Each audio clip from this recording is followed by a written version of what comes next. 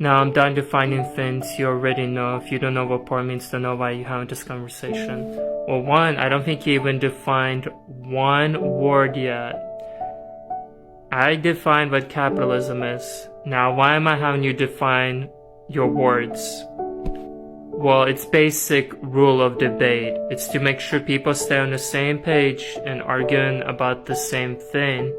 It prevents sophistry, verbal virtuosity, and manipulation, and I'm holding both parties to the same standard to prevent that manipulation which you're trying to accuse me of trying to win some pointless argument. No, it's to make sure we're arguing about the same thing.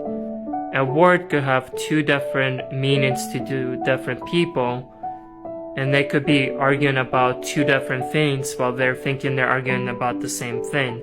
No. And I'll show you right there that the word broke and poor means two different things. It's not because I'm trying to win some pointless argument.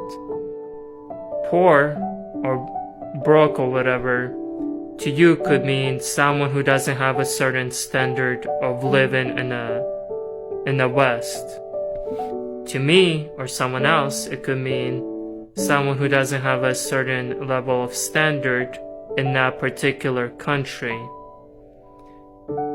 Let me give you another example.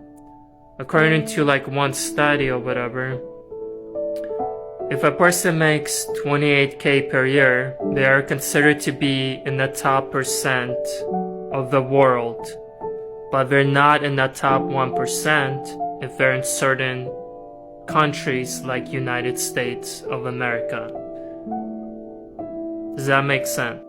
Now, sophists are afraid of definitions because then they have to stay on the topic. They cannot move the goalpost or try to blame capitalism on everything else. Once I have you define the word capitalism, you have to stay on topic. You can't and try to blame war on capitalism. Think about it. Do you think war only affects capitalist countries? Do you think communist countries aren't affected by war or they don't go to war? It's not a good argument. This is why definitions have to be met and defined. Now, if I was trying to win an argument and use verbal virtuosity, I would not want you to define your words, because it will make it easier for me to move the goalpost, manipulate the definitions, change the subjects, etc.